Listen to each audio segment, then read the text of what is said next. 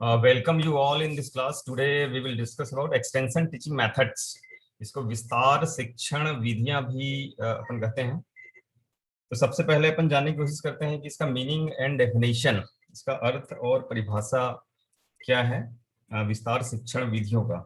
विस्तार शिक्षण विधियों या एक्सटेंशन टीचिंग मेथड प्रसार कार्यकर्ताओं के लिए टूल्स की तरह कार्य करते हैं, जिसके माध्यम से वो एग्रीकल्चरल टेक्नोलॉजीज फार्मर तक पहुंचाते हैं। इसीलिए हम यहाँ पे बोल रहे हैं कि extension teaching methods are to the extension workers what machines, wrenches, screwdriver and hammer are to the mechanics. इसका मतलब क्या हुआ कि एक्सटेंशन वर्कर के लिए ये जो एक्सटेंशन टीचिंग मेथड्स है उसी प्रकार से टूल्स की तरह कार्य करता है जैसे किसी मैकेनिक के लिए किसी मशीन को अगर सुधारना है तो wrenches, आपका स्क्रू ड्राइवर, हैमर और भी बहुत तरीके के टूल्स की आवश्यकता होती है। ठीक है ना।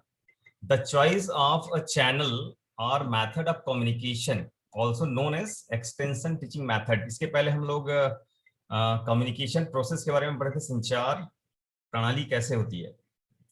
तो उसमें एक एलिमेंट था चैनल, ठीक है ना।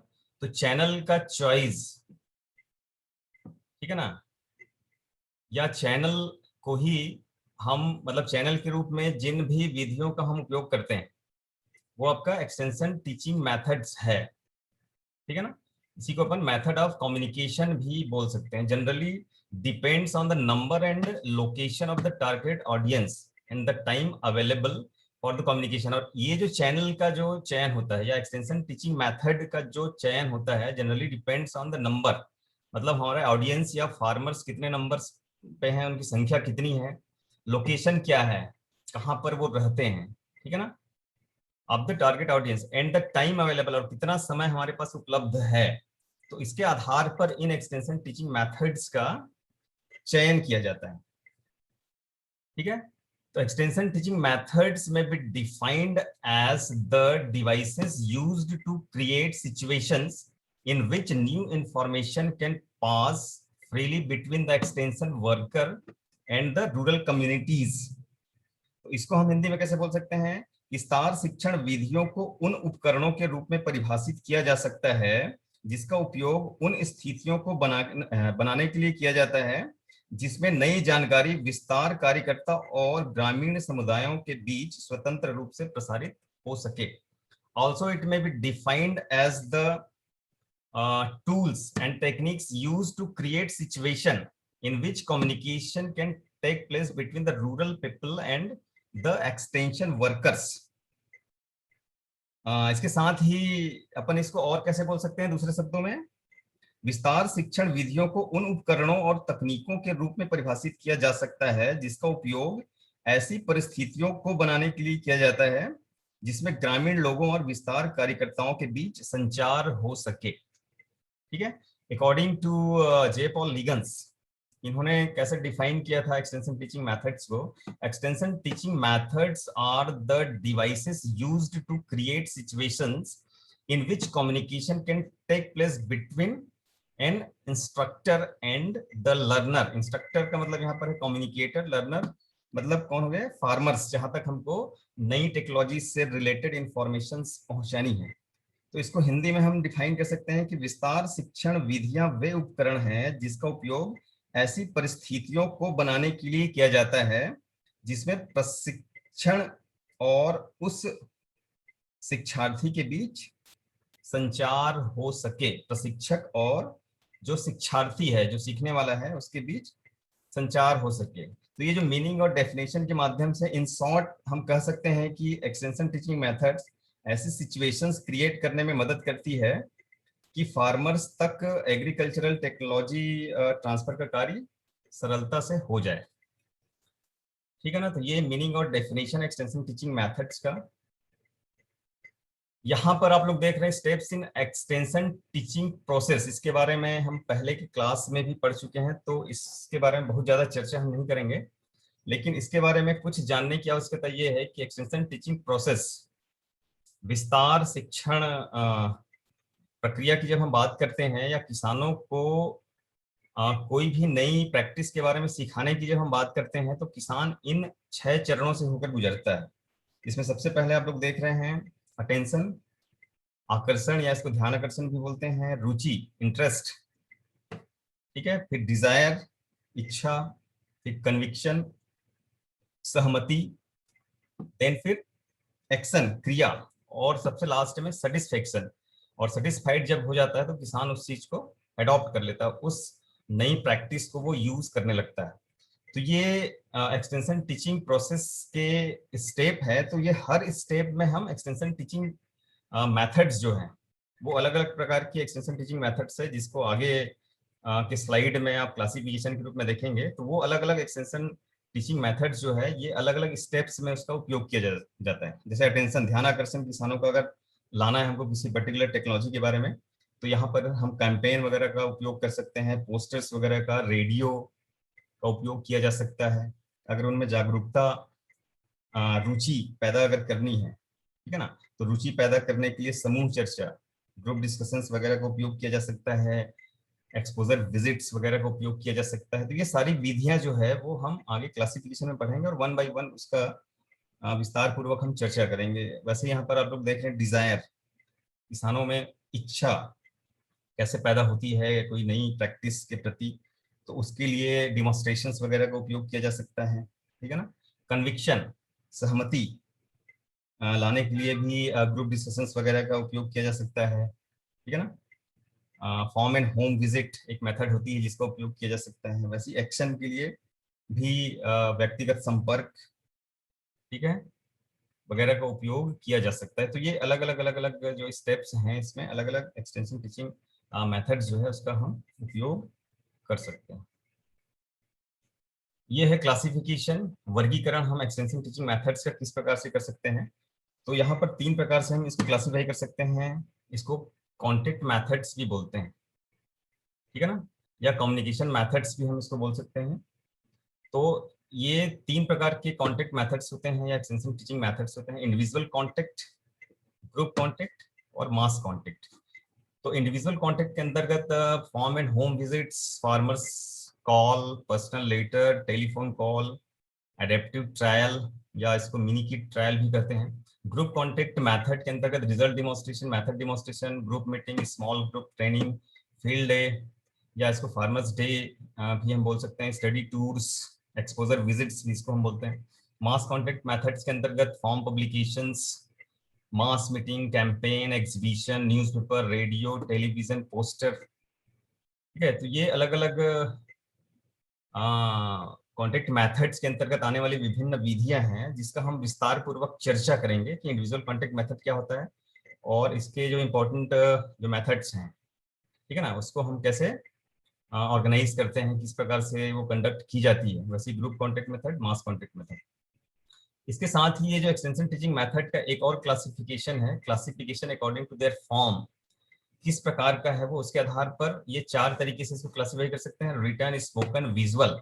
स्पोकन एंड विजुअल, रिटन का मतलब लिखित वाले जो है लिटरेचर टाइप के जो मेथड्स हैं वो रिटन के अंतर्गत आते हैं। स्पोकन जिसमें केवल बोला जाता है, विजुअल जिसमें केवल दिखाई देता है, ठीक है ना। स्पोकन एंड विजुअल जिसमें देख भी सकता है किसान और जिसमें बोल के समझाया भी जाता है उनको। तो ये 4 तरीके से इस प्रकार से क्लासिफाई कर सकते हैं। इसके अंतर्गत ये सारी चीजें आती है। रिटर्न के अंतर्गत bulletin, leaflets, folders, news articles, personal letters, circular letters, form journals, ये सब रिटर्न मेथड्स के अंतर्गत है। स्पोकन के अंतर्गत meetings, form and home visit, office calls, radio and recordings, telephone calls.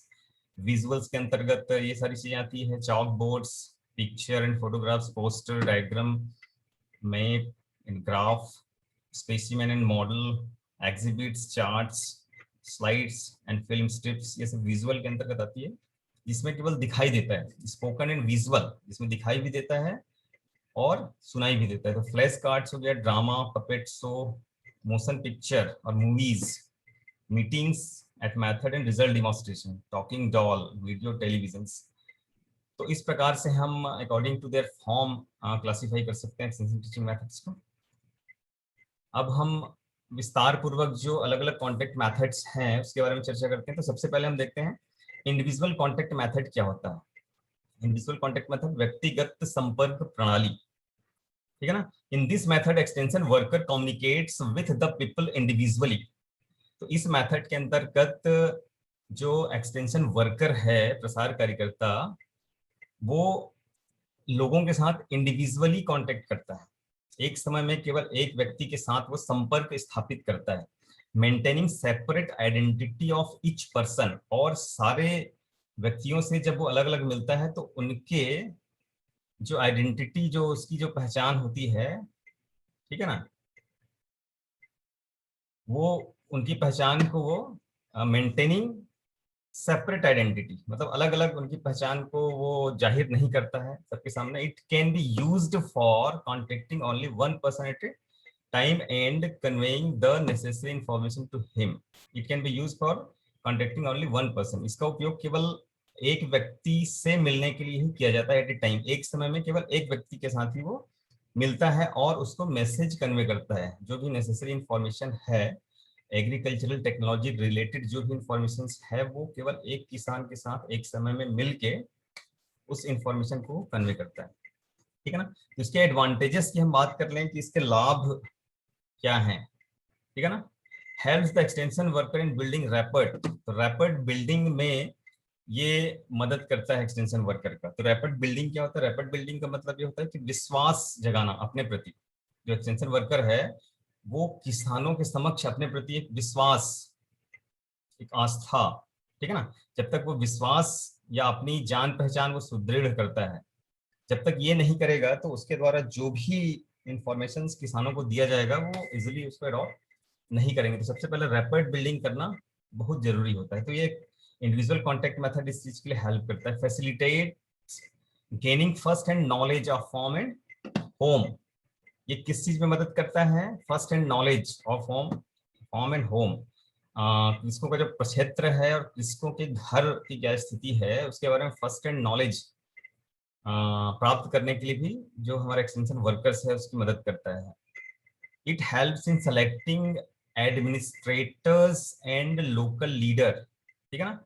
ये लोकल लीडर के चयन करने में और किसी प्रकार के प्रशासक का चयन अगर हमको करना है तो उसमें भी ये मदद करता है। It helps in changing an attitude of the people. जो भी पीपल, या हम इसको फार्मर्स के रूप में लें क्योंकि किसानों तक ही हमको जानकारियां पहुंचानी है तो उनके एटीट्यूड को चेंज करने के लिए बहुत ही इफेक्टिव मेथड है। It helps in teaching complex practices. जो बहुत ही कठिन प्रैक्टिसेस है या कठिन टेक्नोलॉजी है, ठीक है ना, उस चीज के बारे में उनको आसानी से इंडिविजुअल कॉन्टेक्ट के माध्यम से समझाया जा सकता है। It facilitates transfer of technology effectively, ठीक है ना। ये जो भी ट्रांसफर ऑफ टेक्नोलॉजी की हम बात कर रहे हैं, जो भी एग्रीकल्चरल टेक्नोलॉजीज किसानों तक हमको पहुंचाई जानी है, उसको प्रभावशाली तरीके से पहुंचाने में मदद करता है। ये विधि उसके लिए बहुत ही फायदेमंद है। Facilitates getting feedback information. इस विधि के माध्यम से हम फीडबैक इंफॉर्मेशन भी प्राप्त कर सकते हैं। अगर पहले कोई टेक्नोलॉजी ट्रांसफर हमने किया है, कोई इंफॉर्मेशन वहां तक पहुंचाई है, तो उससे संबंधित फीडबैक इंडिविजुअली कांटेक्ट करके प्राप्त की जा सकती है। साथ ही इसके कुछ लिमिटेशंस भी हैं, इसकी सीमाएं हैं। This method is time consuming and relatively expensive. यह मेथड जो है टाइम कंज्यूमिंग, क्योंकि इंडिविजुअली एक एक किसानों से मिल रहे हैं एक्सटेंशन वर्कर, तो ये बहुत ज़्यादा समय लगता है और बहुत ज़्यादा एक्सपेंसिव भी है, क्योंकि एक समय में केवल एक किसान के साथ ही उनकी मुलाकात हो पा रही है। It has low coverage of audience. चूंकि एक एक किसानों के साथ एक टाइम पे मिला जा रहा है तो बहुत कम किसानों के साथ मिल पाना संभव होता है एक्सटेंशन वर्कर को, ठीक है ना। इसलिए बोल रहे हैं कि लो कवरेज ऑफ ऑडियंस, बहुत कम से कम किसानों से संपर्क साधा जा सकता है। एक्सटेंशन वर्कर में डेवलप फेवरेटिज्म और बायस टुवर्ड्स सम पर्सन, ठीक है ना। कोई अगर किसान उसके जान पहचान का है तो उसके प्रति वो बायस हो सकता है, उन्हीं किसानों से वो ज्यादा संपर्क साध सकता है एक्सटेंशन वर्कर जो उसके परिचित के हैं, ठीक है ना। तो बाकी किसानों से वो कांटेक्ट नहीं करेगा, तो इससे बहुत सारे किसान जो है उसे छूट जाएंगे। तो ये फेवरेटिज्म, ठीक है ना, की समस्या यहाँ पर आ सकती है। अब इसके बाद हम चर्चा करते हैं इसके जो इम्पोर्टेंट मेथड्स हैं। तो सबसे पहले हम लोग देखते हैं फार्म एंड होम विजिट। प्रक्षेत्र और घर पर भ्रमण करके कृषकों से संपर्क स्थापित करना। It is a face to face type of individual contact by the extension worker. यह फेस टू फेस मतलब आमने सामने का एक कॉन्टेक्ट है, एक संपर्क है बाय एक्सटेंशन वर्कर, जो कि प्रसार कार्यकर्ता के द्वारा ये कांटेक्ट की जाती है किसानों के साथ, ठीक है ना। The members of his family मतलब किसानों के साथ और साथ ही साथ उसके जो घर के अन्य मेंबर्स हैं उनके साथ भी वो मुलाकात करता है। एट देयर फॉर्म और एट होम, ठीक है ना। ये मुलाकात जो है उसके कृषकों के घर पर भी हो सकती है या उनके प्रक्षेत्र पर भी हो सकता है। और वन और more specific purpose connected with extension, प्रसार से संबंधित एक या कई विशिष्ट कारण हो सकते हैं इस प्रकार की मुलाकात करने का, ठीक है ना। तो ये फॉर्म एंड होम विजिट कहलाता है। इसके उद्देश्य क्या होते हैं? To get acquainted with and gain confidence of the farmers, ठीक है ना। तो किसानों के साथ एक परिचय बढ़ाने की बात होती है। इसके माध्यम से किसानों के साथ परिचय बढ़ाने का काम किया जा सकता है। किसानों का जो विश्वास है वो प्राप्त की जा सकती है, ठीक है ना। टू ऑब्टेन एंड और give first hand information on matter relating to farm and home, ठीक है ना। प्रक्षेत्र और घर से संबंधित जो फर्स्ट हैंड इंफॉर्मेशन है वो कृषकों को प्रदान किया जाना। To advise and assist in solving specific problem and teach skills, ठीक है ना। टू एडवाइस एंड असिस्ट उन कृषकों को स्पेसिफिक जो समस्याएं, विशिष्ट जो प्रॉब्लम्स हैं एग्रीकल्चर रिलेटेड, उससे संबंधित एडवाइस देना और उनको सहायता प्रदान करना। एंड टीच स्किल्स और उनकी क्षमताएं बढ़ाना। इसका एक उद्देश्य है टू सस्टेन इंटरेस्ट, किसानों की रुचि पैदा करना और उस रुचि को सस्टेन करना, लंबे समय तक उनकी रुचि बनी रहे, ठीक है ना। तो ये कार्य करना। तो ये जो फॉर्म एंड होम विजिट है इसके ये ऑब्जेक्टिव्स हैं। अब हम लोग बात करते हैं कि टेक्निक, ये फॉर्म एंड होम विजिट किस प्रकार से कंडक्ट की जाती है। तो ये तो इंडिविजुअल कॉन्टेक्ट मेथड है। इसके बाद हम ग्रुप कॉन्टेक्ट और मास कॉन्टेक्ट मेथड की भी विधियों के बारे में बात करेंगे। तो जिन भी विधियों के बारे में हम बात करेंगे तो उनकी टेक्निक में ये जो 3 स्टेप्स हैं, ये सारी विधियों के लिए हमको ध्यान रखना है। प्लानिंग एंड प्रिपरेशन, ठीक है ना। तो किसी भी विधि की हम बात करें उसका टेक्निक क्या होगा, तो सबसे पहले planning and preparation, then implementation, then फिर फॉलो अप, ठीक है ना। तो ये 3 स्टेप में ही सारी विधियों का ये जो टेक्निक है वो होता है। तो सबसे पहले इसकी टेक्निक की बात करें तो इसमें प्लानिंग एंड प्रिपरेशन के अंतर्गत decide on the audience. Audience मतलब कौन हो गया? फार्मर। सबसे पहले हम फार्मर का चयन करते हैं कि किस कृषक के यहाँ हमको विजिट करना है। Get adequate information about the topic, अब कृषक से किस टॉपिक में बात करना है, ठीक है ना, उसके बारे में पूरा इंफॉर्मेशन हम तैयार करते हैं। Collect relevant material and publications, जब किसानों से मुलाकात होगी तो जो भी टॉपिक में हम बात करने वाले हैं उससे संबंधित क्या क्या मटेरियल्स और पब्लिकेशंस हैं जो किसानों को दिए जा सकते हैं, वो भी हमको तैयार करना है, वो भी हमको इकट्ठा करना है। Schedule visit and send advance information, इसके बाद फिर विजिट शेड्यूल करते हैं कि किस तारीख को कितने समय हम कृषक से मुलाकात करेंगे, और इस संबंध में उनको एडवांस इंफॉर्मेशन भी दी जाती है, पहले से उनको सूचना दी जाती है कि इस समय हम आपसे मिलने के लिए आ रहे हैं।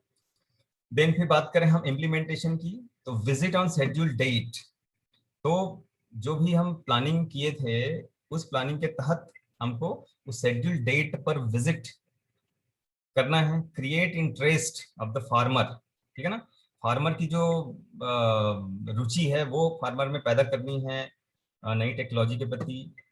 प्रेजेंट द मैसेज, जो भी इंफॉर्मेशन हम उनको देना चाह रहे हैं वो हम उसको देना प्रारंभ करेंगे। Answer the question raised by the farmers, अब जब हम उनको इंफॉर्मेशन दे रहे हैं तो इस समय किसानों के द्वारा अगर कोई क्वेश्चंस पूछे जा रहे हैं तो उन क्वेश्चंस का भी जवाब हमको देना है। Try to get some assurance for the action, अब ये सारी चीज करने के बाद जो भी इंफॉर्मेशन या जो भी टेक्नोलॉजीज के बारे में किसान को हम बताए हैं वो टेक्नोलॉजी को किसान अडॉप्ट करे, इसके लिए कुछ एश्योरेंस भी हमको प्राप्त करना है किसान से कि हम इस पर्टिकुलर टेक्नोलॉजी को यूज करने वाले हैं। ये किसान की तरफ से एश्योरेंस हम प्राप्त करने की कोशिश करेंगे। देन फिर आता है फॉलो अप, ठीक है ना। तो इम्प्लीमेंट तो हमने कर दिया, ठीक है ना। वो जो फार्म एंड होम विजिट है वो तो कंप्लीट हो गई। उसके बाद भी हमको रुकना नहीं है, फॉलो अप मतलब निरंतर किसानों के संपर्क में हमको रहना है। फॉलो अप के अंतर्गत हम लोग क्या क्या कर सकते हैं, keep appropriate record of meeting, जो भी मीटिंग हमने किया है उसका प्रॉपर रिकॉर्ड हमारे पास होना चाहिए। Send committed information material, make subsequent visit as and when necessary. अब जो विजिट हुई थी उस विजिट के टाइम में अगर किसानों को हमने कुछ कमिटमेंट किया है कि ये पर्टिकुलर मटेरियल आपको प्रदान की जाएगी, ये इन्फॉर्मेशन दिया जाएगा, तो वो इन्फॉर्मेशन प्रॉपरली हमको उनको देना है। Make subsequent visit as and when necessary, और जब भी आवश्यक हो तो आगे भी किसान के यहाँ विजिट जारी रखना है। ये फॉर्म एंड होम विजिट है, ठीक है ना। इसके एडवांटेजेस की अगर हम बात करें तो provides extension worker with first and knowledge of farm and home conditions, ठीक है ना। घर और उनके प्रक्षेत्र के बारे में किसानों को फर्स्ट एंड नॉलेज देता है, ठीक है। If made on request the farmer और home makers is likely to be ready to learn, अगर उनके रिक्वेस्ट के आधार पर ये फॉर्म एंड होम विजिट की जा रही है तो किसान एक्सटेंशन वर्कर के द्वारा जो भी इंफॉर्मेशन दी जाएगी उसको सीखने के लिए पहले से ही रेडी रहते हैं। The ratio of acceptance to effort is high, ठीक है ना। मतलब इसका प्रपोर्शन बहुत हाई है। इसका मतलब क्या हुआ कि जितने किसानों के साथ मुलाकात करेगा एक्सटेंशन वर्कर, उसमें से मेजॉरिटी जो है एक्सेप्ट करने की स्थिति में रहती है। फॉर्म एंड होम विजिट का एक सबसे बड़ा एडवांटेज है क्योंकि वो डिटेल्ड इंफॉर्मेशन इस विधि के माध्यम से एक्सटेंशन वर्कर के द्वारा किसानों को दी जाती है।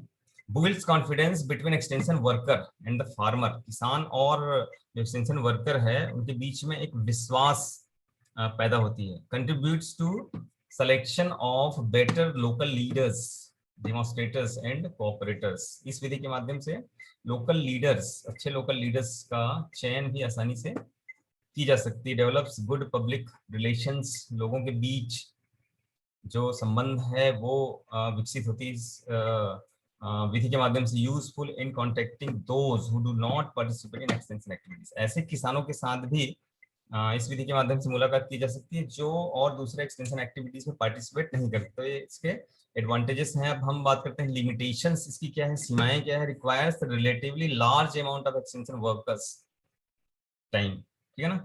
ये प्रसार करता के बहुत ज्यादा टाइम कंज्यूम करता है, टाइम कंज्यूमिंग मेथड है ये, ठीक है ना। Number of contacts is limited because it is time consuming method, क्योंकि यह टाइम कंज्यूमिंग है, समय बहुत ज्यादा लगता है, तो बहुत कम लोगों के साथ संपर्क स्थापित की जा सकती है। कंपेरेटिवली कॉस्टली, और जो विधियां हम आगे पढ़ेंगे उसके कंपैरिजन में बहुत ज्यादा कॉस्टली होती है।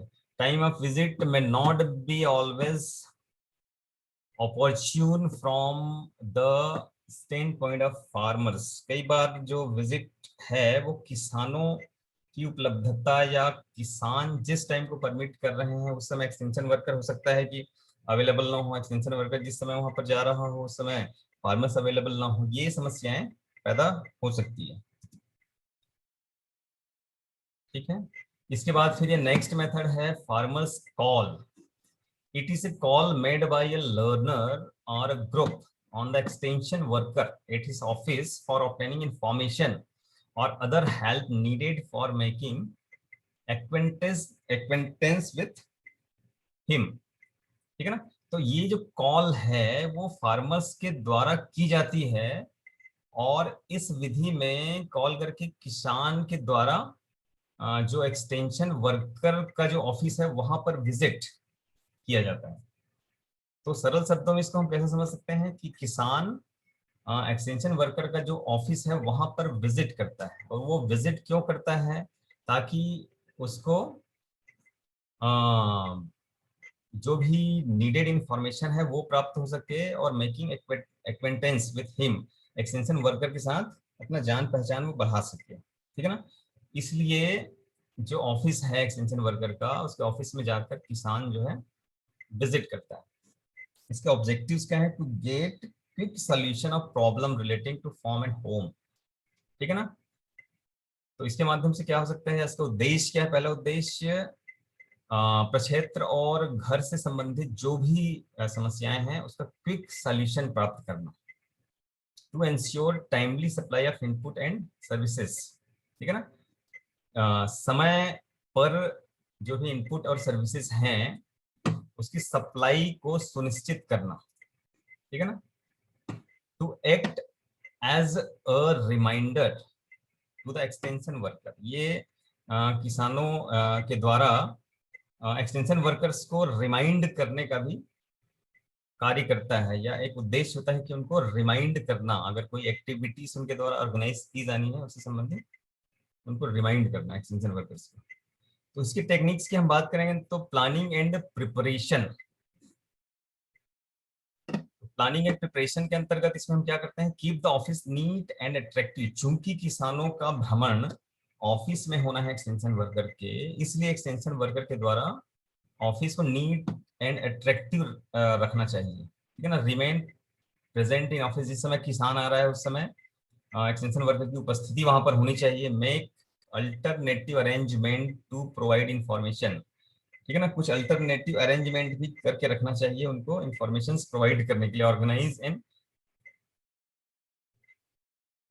N information centre. Organize an information centre का मतलब क्या हो गया कि कुछ फ्लैक्स, कुछ इंफॉर्मेटिव जो बोर्ड्स वगैरह हो सकते हैं वो सब डिस्प्ले करके रखना चाहिए, तो किसानों को वहां से और जानकारियां प्राप्त हो सके।